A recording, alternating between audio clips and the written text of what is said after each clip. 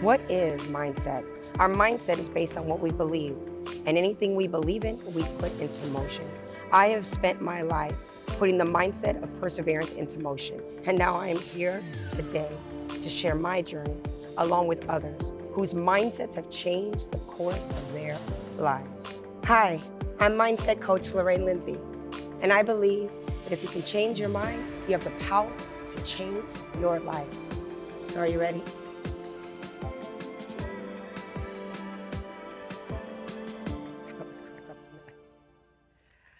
Welcome back to another episode of The Mindsetters, where we believe that if you can change your mind, you have the power to change your life.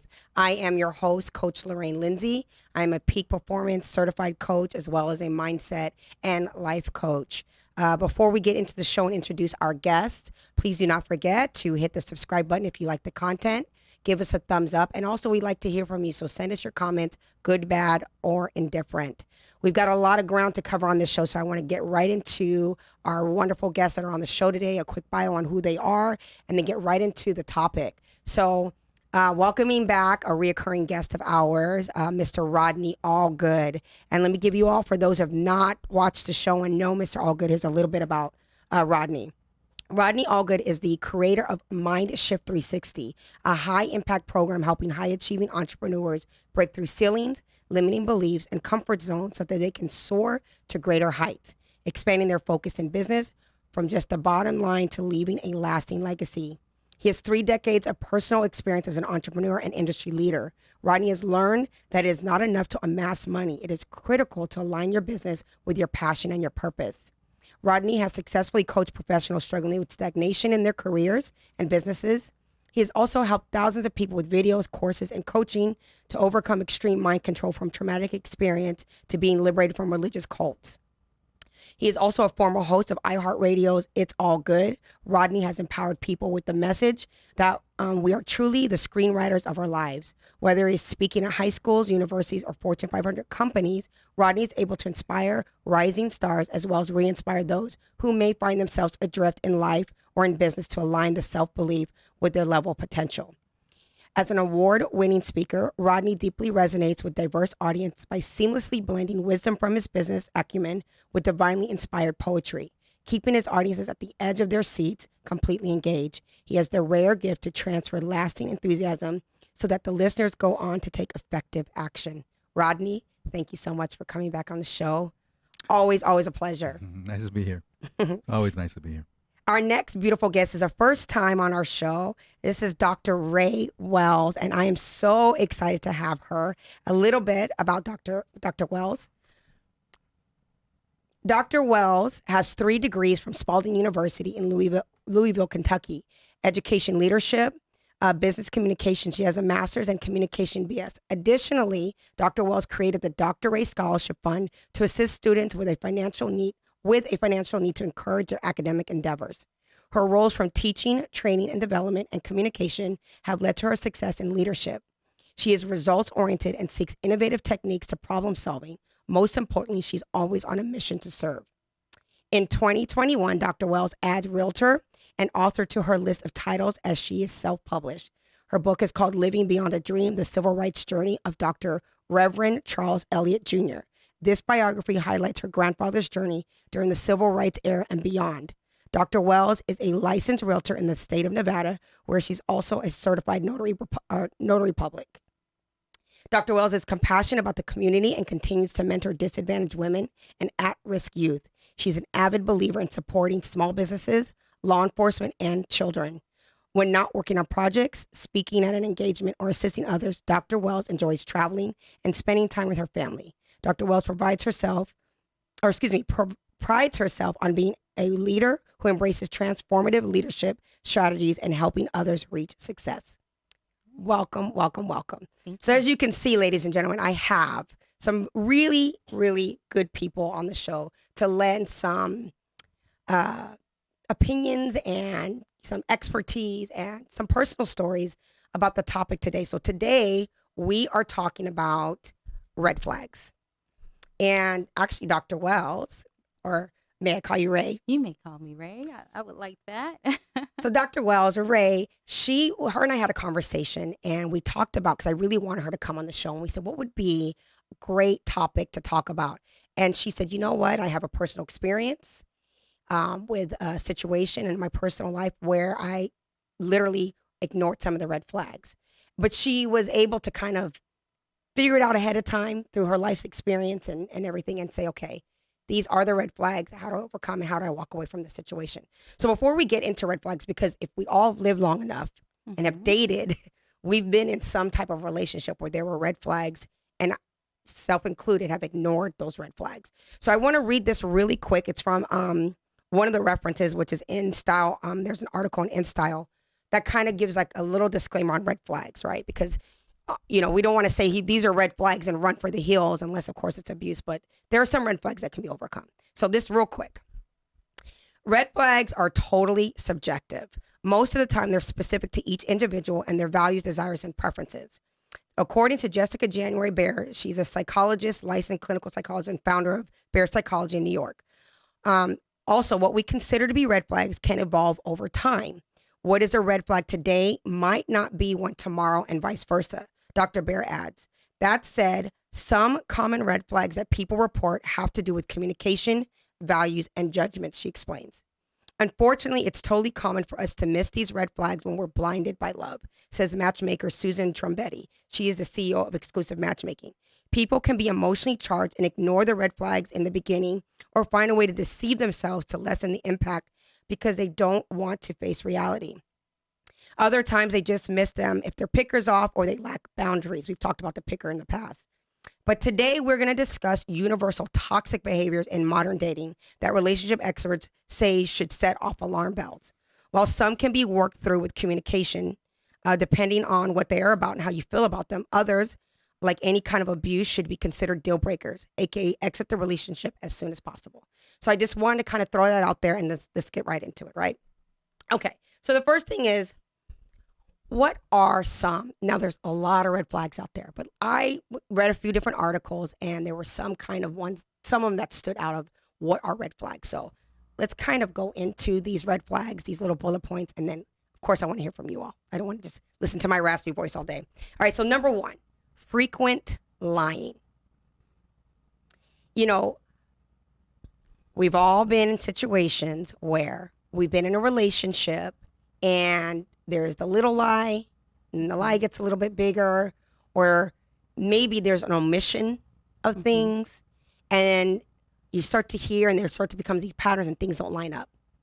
But we really like the person, we really want to stay with the person, we really, and we'll get into the reasons why we stay, but we kind of ignore, we make excuses for the lying. So any one of you can chime into frequent lying as its red flags. I think that when it comes, I think lying, any point of deception period is definitely like a deal breaker. Because how do you build trust if you cannot believe what the person is saying? If you always have to double check, you're always looking for reassurance from that person because you don't feel like they have the capability of being honest with you. Then it places doubt on yourself, on where you stand with that person, what your purpose is in their life.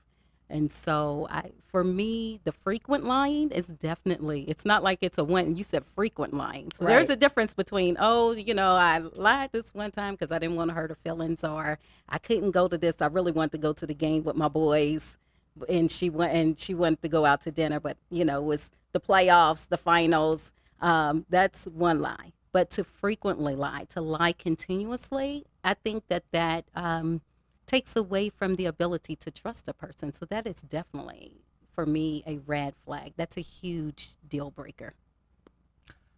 Yeah, red flags for me is when someone lies for no reason. Right? There's sometimes you get to meet somebody and they don't even know that you caught something. Mm-hmm. Like they said this over here and they're telling you a story down here, and you're like, hey, you said X, Y, and Z when I first met you. And it's a little lie. It's not even big. It's just like you said you went to school here. Now you saying you just catch things that don't add up, right? And they don't even know you caught it. Mm-hmm. That tells you that's a frequent liar. there's some people that lie for absolutely no reason. Like, why'd you have to embellish that, or why'd you have to say this thing that is not true at all? Right. And there are times that I don't even tell them I caught them on it. Mm-hmm. I just remember it, right? So that's a frequent liar. People who just lie for no reason, or just embellish things for no reason, or come up with, things that sound better maybe, or make them look more impressive.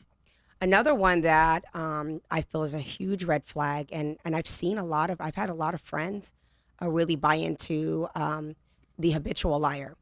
The person that creates fantasy stories and, things about their lives. They lie about who they are, their statuses, maybe who they are with their family, things like that. And they create these illusions. Sometimes to the point where they believe their own lies. Oh, yeah. And those are, I had a guy this is many, many moons ago that I dated.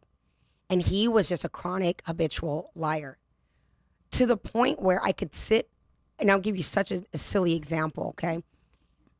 And this, like, he could have a conversation with me, right? And he could say, yeah, I went outside and I saw the red sky and so on and so forth, blah, blah. It was a beautiful day with the red sky. And I said, did you say the sky was red? I thought the sky is blue. Mm-hmm. And he's like, what are you talking about? Of course the sky is blue. This is a really silly example, okay? I'm like, no, but you literally just said that the sky is red. And they're like, are you out of your mind? What do you mean? I would never say that the sky is red. No, you literally just said that. I would never say that the sky is red. But even like little things like that where a person, and I know it's such a silly example, but like this person, for example, would tell a story about where he was. And there was no real tangible reason behind the story. It wasn't like he was trying to cover something up or it was to cover some infidelity or something. It was literally like he wanted me to believe some literally made up story. And then when I would catch him, he would do the gaslighting thing like I was out of my mind. Oh, yes. And it was like, that's a red flag. Oh, yeah. This person is completely out of touch with reality here. And it would drive me crazy. But I would, because he was so nice in other facets and he was really a good dude, I would just kind of be like, oh, okay, well, it's harmless. I would tell myself that it was harmless and kind of like mull it over until it got to the point where it became overwhelmingly frustrating for me. Oh. You made a good point also in that just because someone is struggling in one area or there's a red flag here, it doesn't make the person a bad person, right? A lot of people think either or. And that's why they end up ignoring red flags because they want to focus on the great part of them and act like the other part, the red flag, doesn't exist. Right. So two things can be true at the same time. You can be a great person and have some glaring flaw at the same time. And that's tough, right? Because especially when it's in the infancy of a relationship where you're dealing with the red flags and being mindful of saying, is this a red flag because that's a genuine red flag, or is this a red flag because of my past experience and this is my fear kicking in? And I think sometimes it's hard for us to really just decipher there's some that are just obvious, right? We'll get to some of those. But I think the blatant frequent liars, I had a friend of mine years ago that you see that show on Netflix, I think it is The Tinder Swindler. Seen that. Yeah. Man, that was this guy, crazy. That was crazy. She knew him from her childhood, right? And she hadn't seen him for like, 20 years, let's say.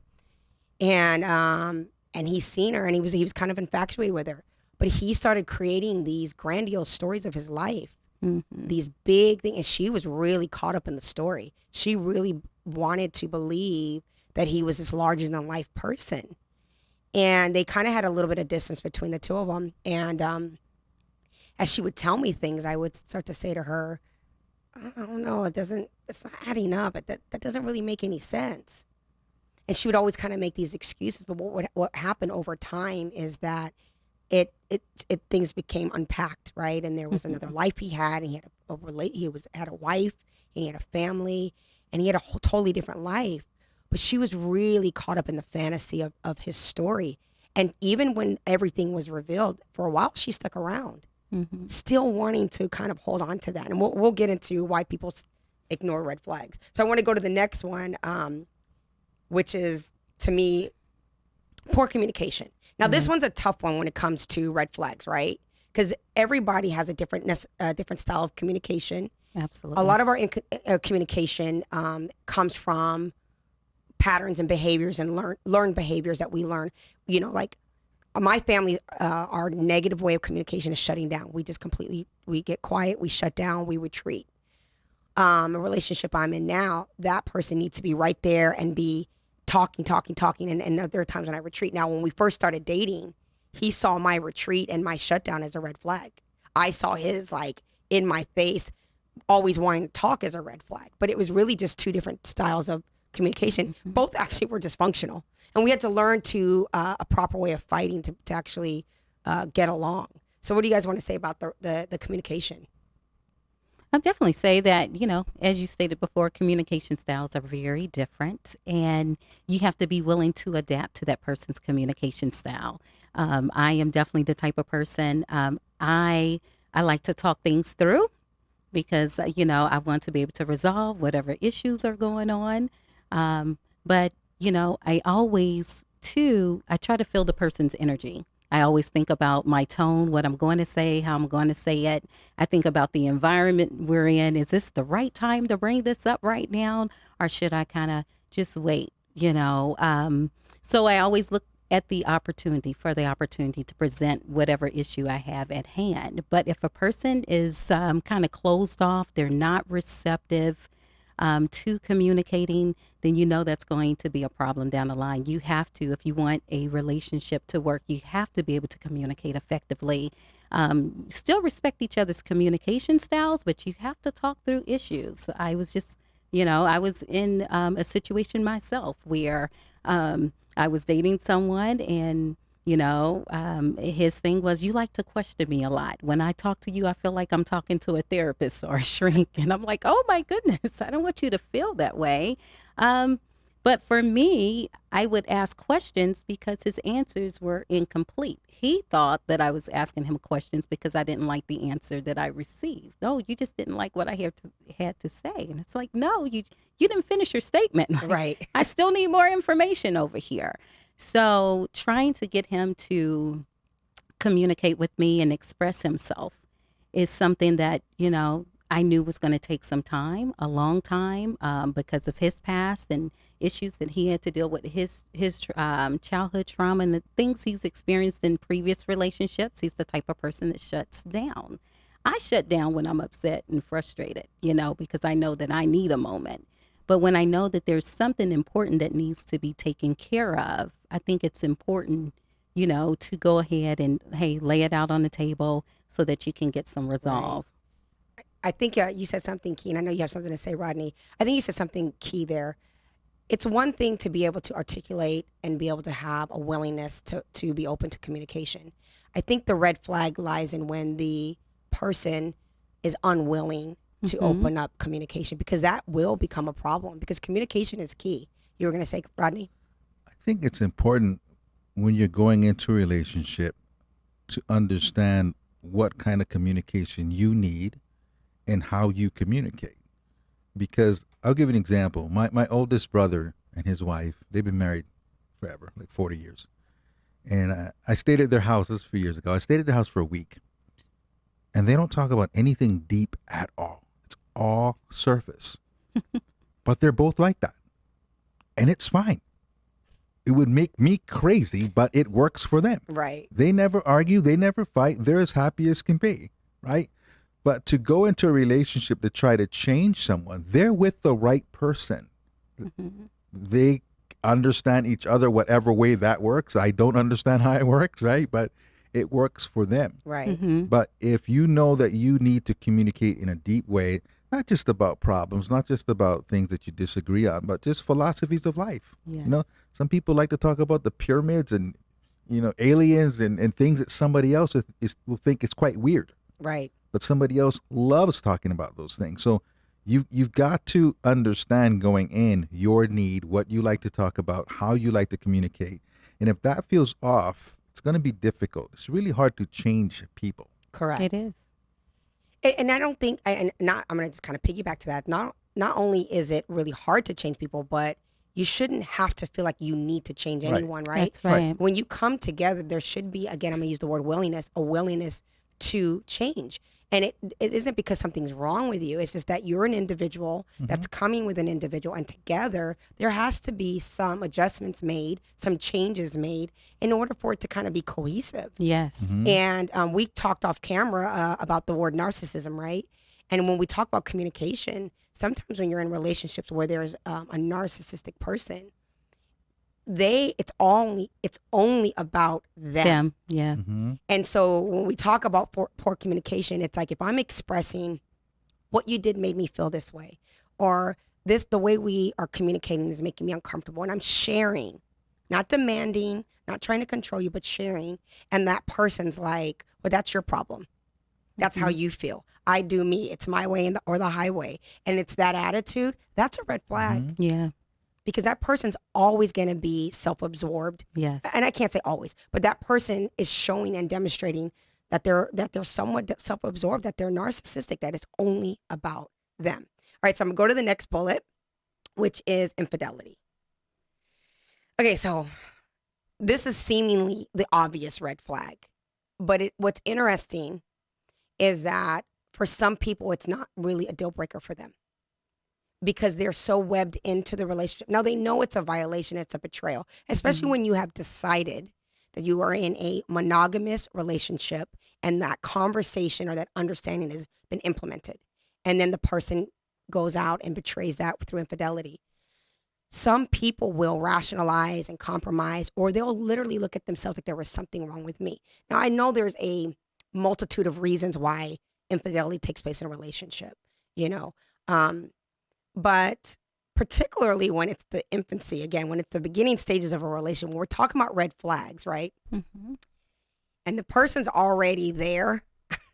Listen, you just, if they're already on that track in the very beginning, when that's your fluffiest, most amazing, sparks are flying, when you're really supposed to be into one another, if they're already cheating on you, that's a huge red flag, in my opinion. What do y'all got to say?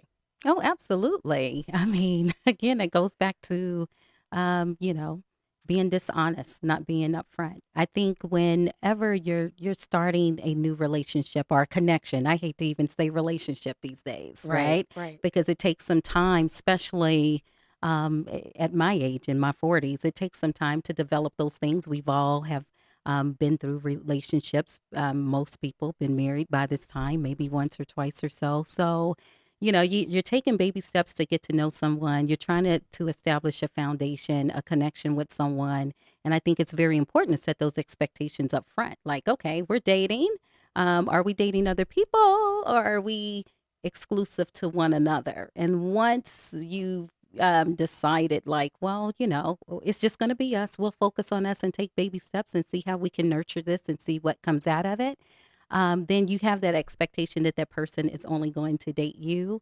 And then when they step outside of that, that is, they've broken that Right. trust. Now, if you both decide, hey, we like each other, but look, I just got a divorce. I'm not ready for a true relationship right now, but we can be friends and see how things build. That's something totally different.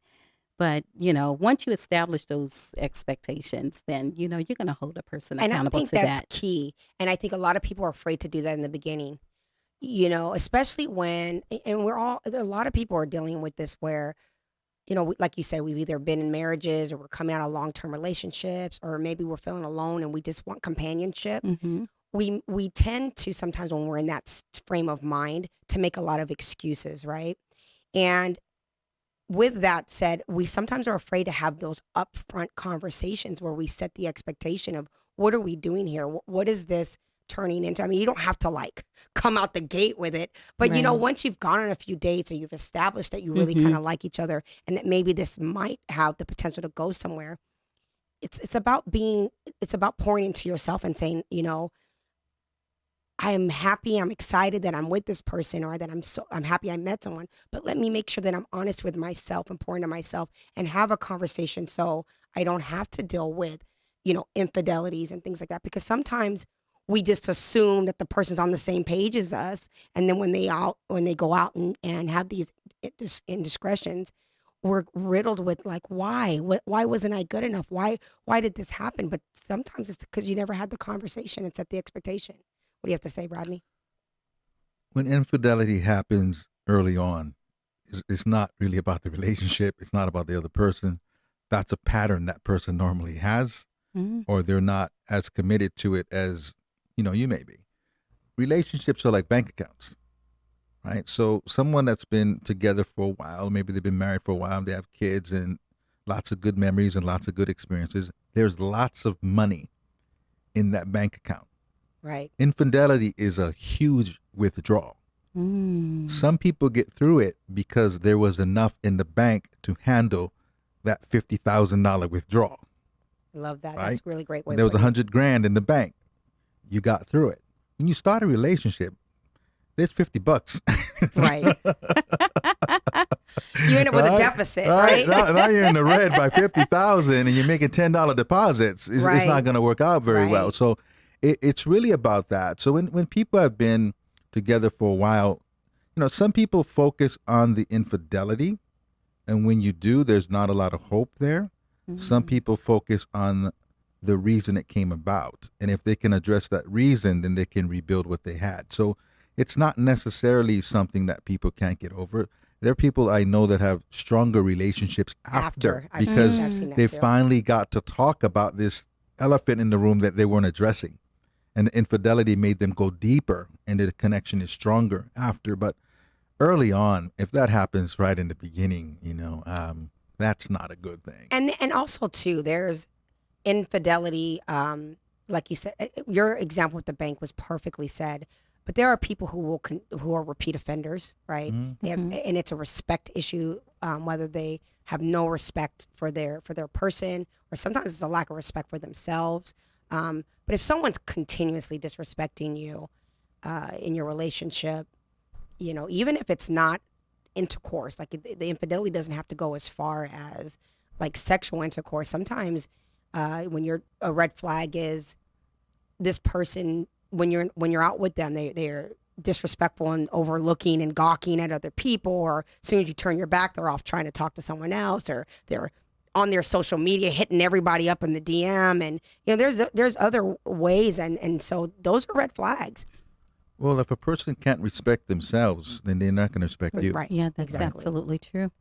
Exactly. Okay, so the next one is verbal and physical abuse. And this is a huge red flag. I am a survivor of abuse. I've been in an abusive relationship. I grew up with a lot of domestic violence in my household. For me, it was a very difficult thing to overcome because there was so much programming with abuse that I had as a child. And the level of manipulation that goes into being in an abusive relationship can really anchor you in it. I didn't think, and I've talked about this, openly on the show before, but I didn't think I would ever become that girl until I became that girl. And I was so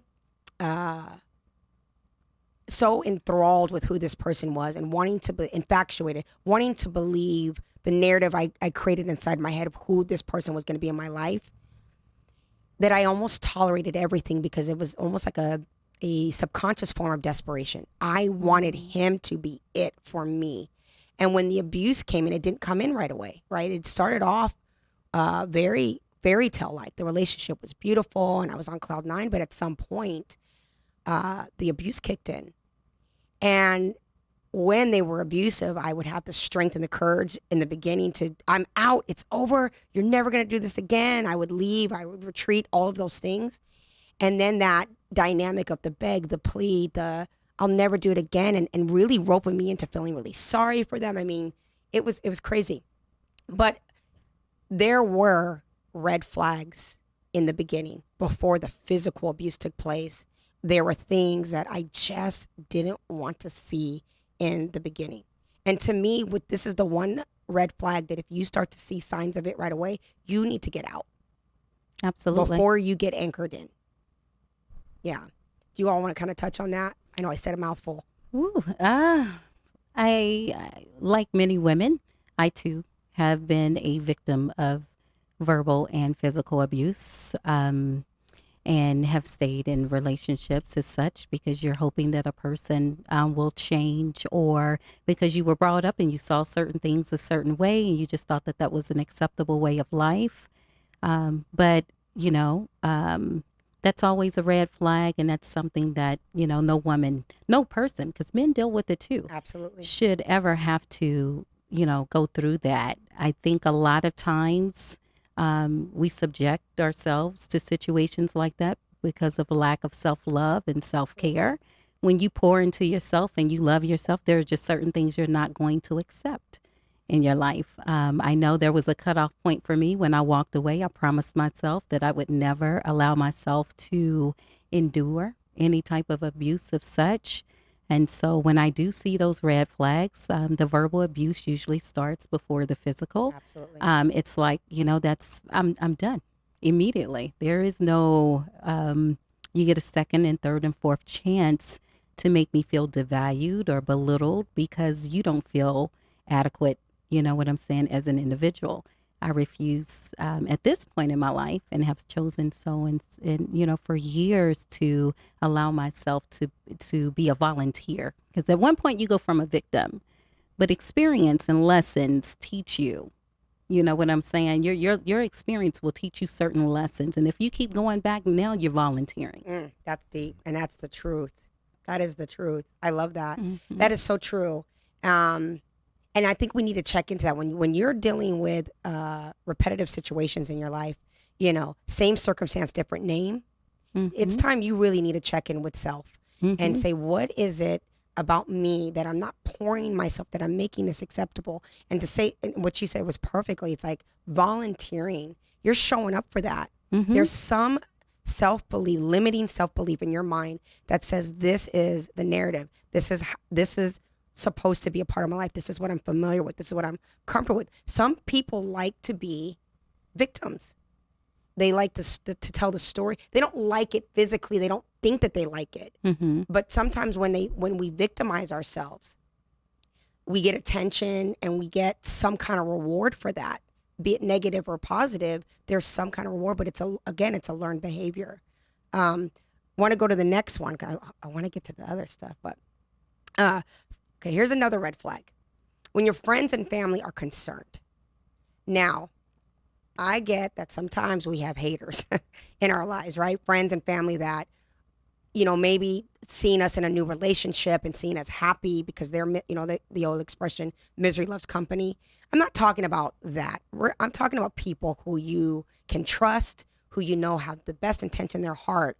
But when more than one person is looking at your situation and they're like questioning it or they're concerned, that's a red flag. Because sometimes we're so caught up in the emotions of the relationship that we have these blinders on and we can't see what everybody is seeing.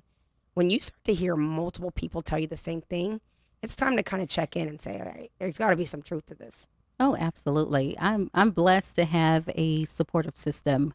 I have two very close guy friends and two close girlfriends. Like, those are my best friends who kind of keep me grounded. And so when I'm sharing with them, you know, I have a new person that I'm dating, you know, I always go to the guys first so that they can give me a nice perspective because they know men way better than I do. They know themselves very well. You know, your sister friends are always going to put up the fight.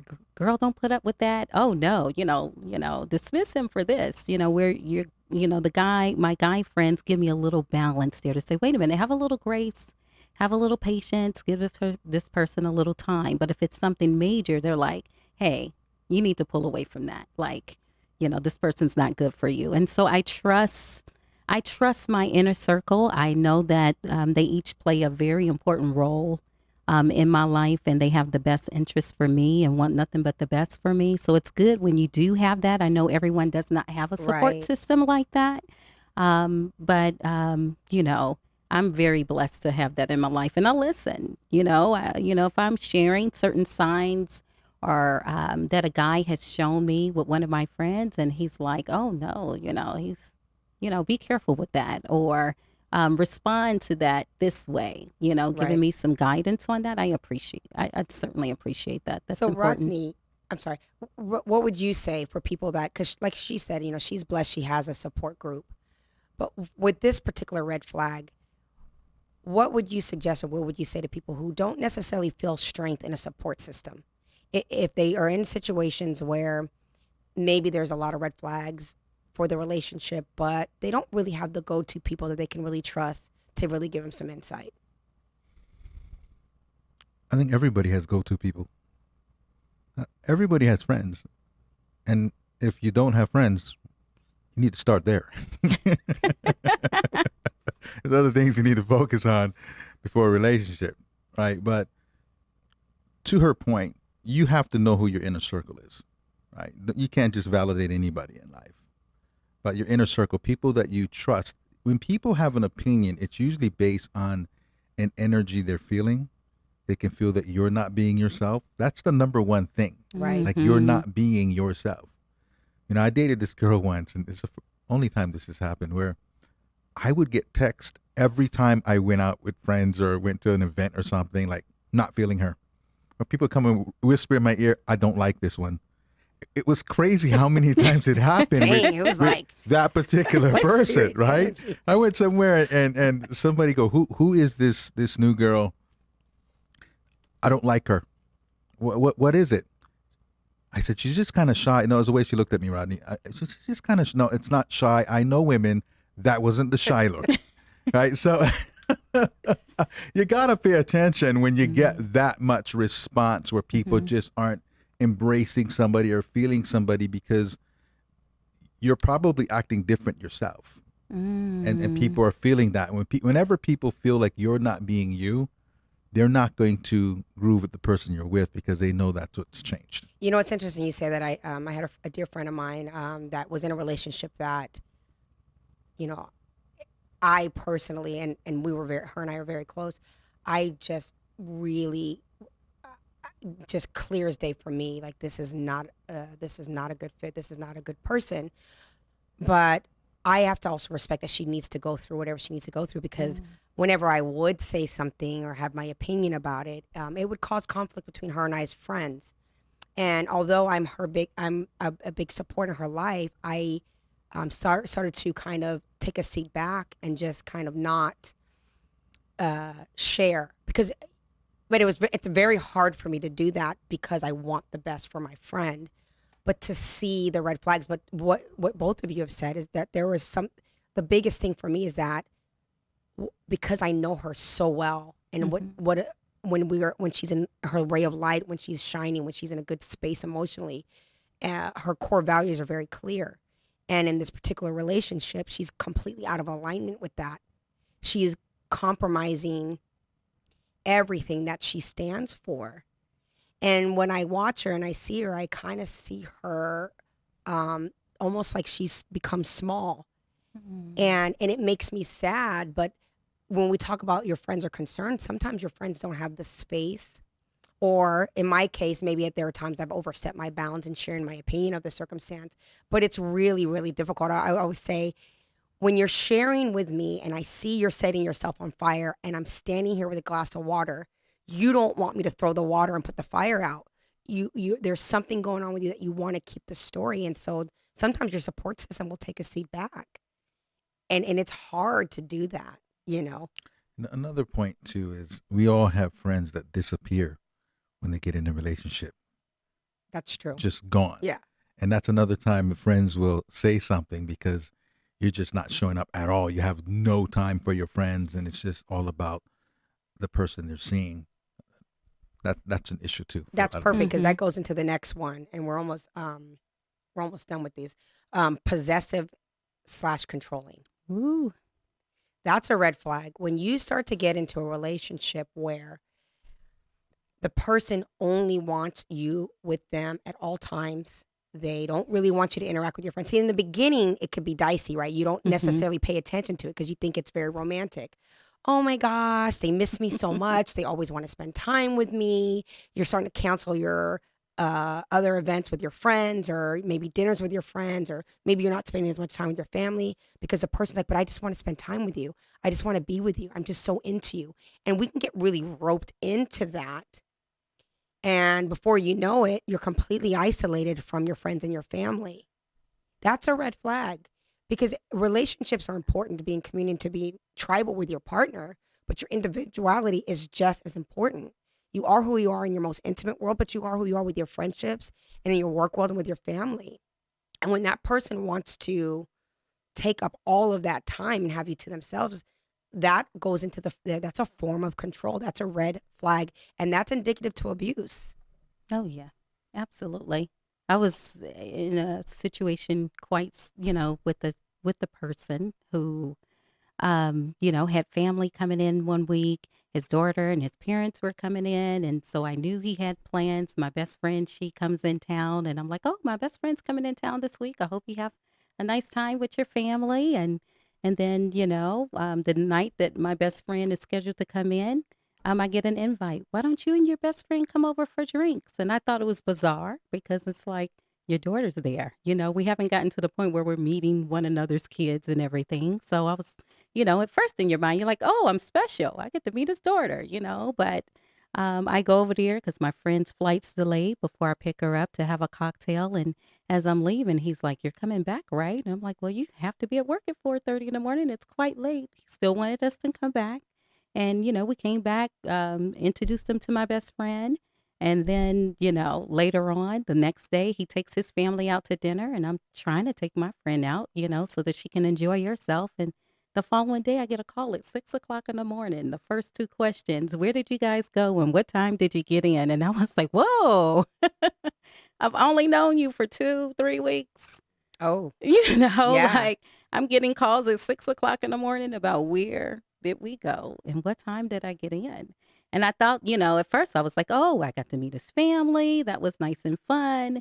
And I mean, but I got so many calls while my best friend was in town. I was like, oh, this was about trying to keep track of what we were doing Right. and where we were and what we had planned. This had nothing to do with me meeting his family and his daughter. And so And that's where the lines can get really Yeah. blurred, and people will ignore those type of red flags Yeah. because they start to feel Mhm. included, Mm-hmm. right? Yes. You were going to comment, Rodney? I think it's a matter of knowing what's normal for you, Mm-hmm. because different people are different. Like some people are very possessive. As long as they're with another possessive person, they see the world the same way. Mm. Right? This same girl I was talking about, we were having this discussion because we were having some issues with this, and she goes, "I'm not jealous. I'm possessive." I'm like, tomato, Red flag. tomato, tomato, like whatever you want to call it, Really? right? But the thing about it is, as long as a person is with someone who sees the world the way they do, Mm. then they're playing by the same rules. Like for me, like most of my friends are women. 85% of my friends are women. If I were to date somebody who thinks men and women can't be friends, I'll make you crazy, Right. right? Because I have a lot of female don't friends. see the world the way you see it, right? So that person needs to be with somebody who might also believe that. But there is a line. There's definitely a There line. are two dysfunctional people coming together that doesn't necessarily equate to the best relationship. But I know people who are both really like that, Yeah. and they both abide by it because they both think the same thing. So Right. they Wow. don't violate that. They But both. do you think there's some form of codependence with that? Because the thing is, if I become so possessive about my partner, and I'm lucky because my partner's just possessive, just as possessive over me, and now we're these two peas in a pod, and everybody else is out, that could be detrimental. I mean, Oh. there could be some serious absolutely coping. absolutely Yeah. doesn't work for me. But I knew this couple when I lived in Maui. I'd see them every third time I went to the mall. Like they dressed like the 50s. It was funny. She looked like Peg Bundy, and he, married with children. Was that in the 50s? The guy had greased Oh, hair, okay, and yeah. they were just in their own world and thought the other person was the bomb diggity, and they were just. But that's they different, had, right? No, but I knew them. They Yeah. had that mindset, and for whatever reason, it worked for them. Right. Mm. I mean, it's definitely, we'll move on from it, but it's definitely debatable, right? Right. Because I think there's a fine line between neediness and possessiveness. Oh, me Oh, too. yeah. And I think there could be a very unhealthy codependent relationship in that. where you lose a sense of individuality and you can really get lost, especially if God forbid something were to happen to the other person. Absolutely. But it works for him. No, and I totally understand what you're saying. Okay, I want to get to we're not going to get to the why, so here we go with the part two. So I want to get through these two. I'm going to go over these few because we literally have about 10 minutes left, and then if you would be willing, I would love to have you come back, both of you. I think we should continue with the dynamic we have absolutely.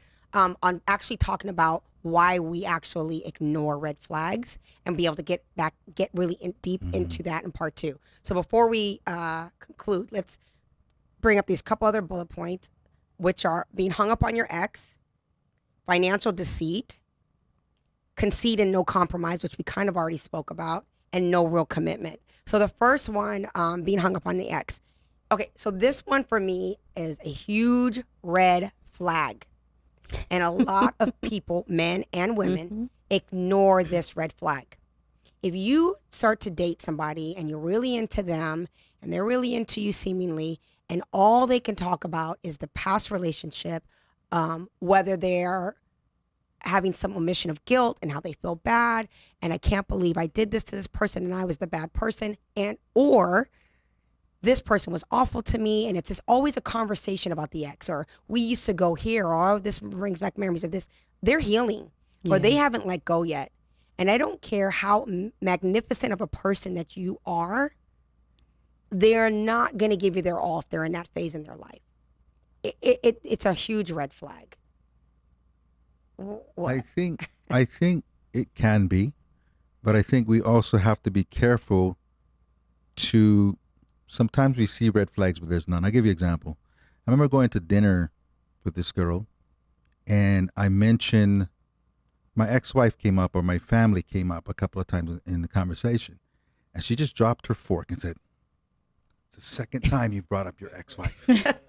Well, I was married 18 years. Right. I cannot talk about my life.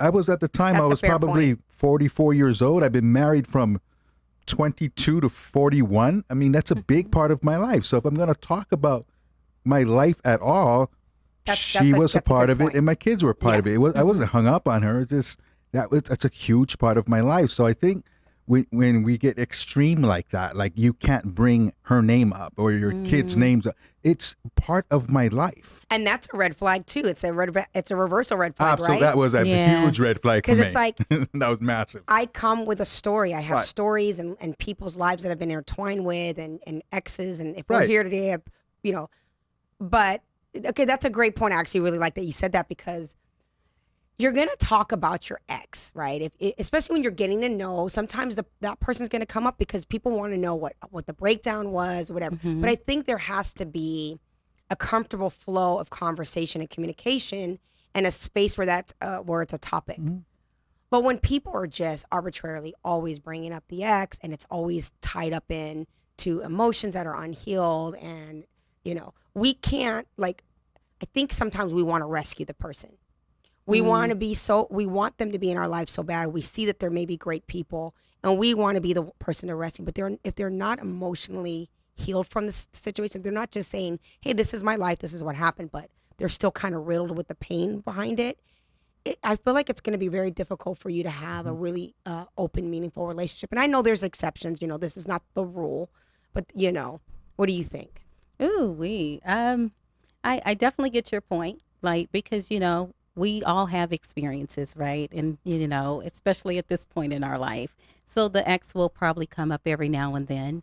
But, you just have to be careful, what kind of conversations you're having about the ex. And that there's still when you're dating someone, you don't want to know that they still have an emotional connection with that person. And that comes through them giving you reassurance of where you stand in their life. And if they're giving you the reassurance that you need, then you can be comfortable. Right. Knowing that, oh, okay, well, you and your ex are still friends, or you guys did that together. That was cool. It's not a big deal. Now, if your ex, if the person you're dating, their password is their ex's name, all their passwords.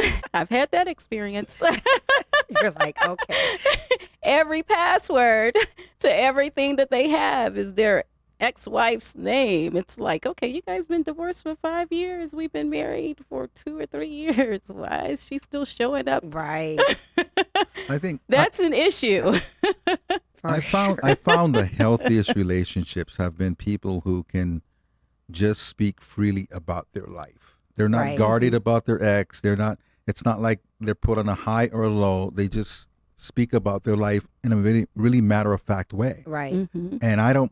It doesn't make me jealous. I don't feel any particular way if someone's talking about an ex relationship or what. Oh yeah, I went to Italy. Okay, if you're going to tell me about your trip to Italy, you were with Whoever you're with, right. Darren or whatever, whoever he was, right? I mean, that's part of the maturity on my end is to understand that. Yeah, that's if you're going to tell me about your trip to Italy, I don't edit it. It is what it is. That is true. And you brought up a great point. I mean, me personally was in a relationship where I was married and then I divorced.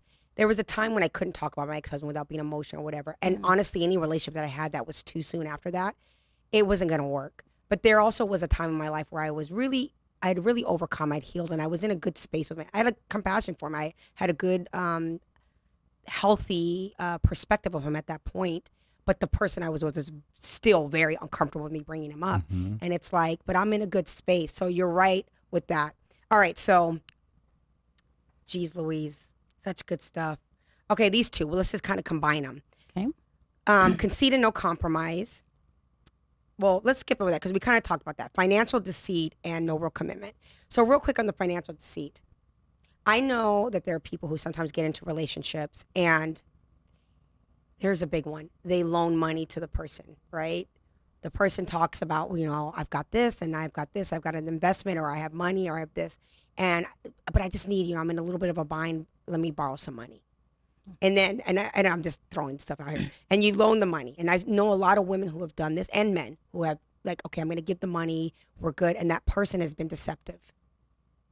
And they don't want to pay them back or they hem and haw about paying them back. And they give these ideas that they're well off and they're doing well, but there's some deception there. I'm all over the place with this. Who wants to chime in on the financial deceit? Ooh, I do not include finances in my dating relationships. That should be a good rule of thumb. That's just we don't discuss. I don't want to discuss my finances with you. I want to get to know who you are. You need to get to know who I am as a person. I do want to know that you're responsible, that you can handle yourself and take care of yourself. But I think that is something that is really, really personal. As the relationship begins to get really serious, and you're thinking about having a future together, then that's when you could start talking about those type of things. But I'm not. I work too hard. To accomplish the things I have in life. I was raised with a old school set of standards. I'll just say that.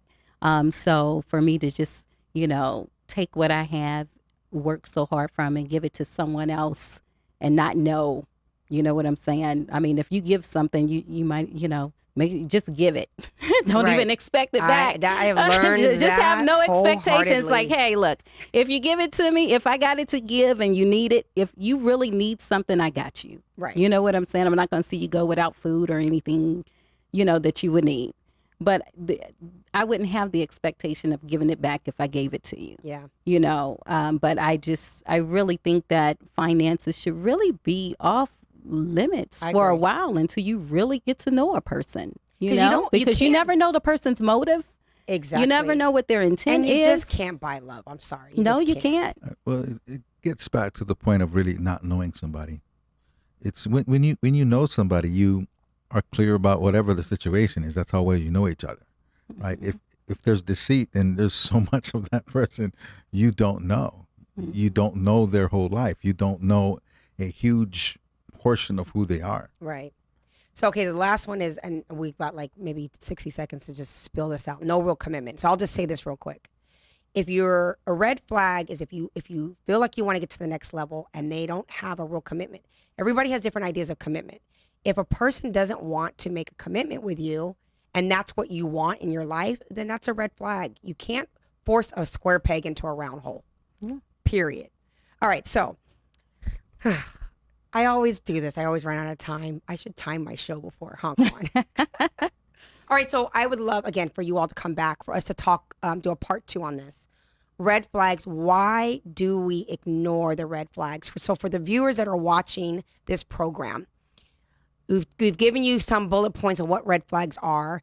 Maybe think about times in your life when you've had those type of red flags, and what do you think are some of the reasons why you ignore them? Because I think once we get out of the relationship, we always see it then. Like, yeah, I was always a red flag. So what emotionally was going on with you that made you maybe necessarily ignore the red flags? So do you guys want to have any closing points before we end the show? Red flags, what do you have to say? Oh my goodness. When you see the red flags, I mean, because they're always there, you have to understand, what are your standards? What are your expectations for a relationship? What is it that you truly need? And if that person cannot provide that for you, then you know that it's time for you to move forward. Amen. Yes. What about you, Rodney? Know thyself. Right? It's pretty much it, right? If you know who you are, then you know what matches and doesn't match. If you don't know who you are, you're always grasping outside yourself to fill a void. So when you're complete and you're a full glass of water, you don't need somebody filling the other half, right? So you can look at things clearly as to what they are and what they're not. Absolutely. I say throw in the white flag to get rid of the red flag. Surrender to it all. Like, pour into yourself, love yourself, be aware of self. Everyone out there is deserving of joy and fulfillment for their lives, and ignoring these red flags is just delaying the perfect person for you. So anyways, thank you again for watching. Do not forget again to hit the subscribe button, and we will see you next week as we tap into red flags and why we ignore them. Thank you, my wonderful guest, for being on the show. And until next time, we'll see you all next week. Ciao.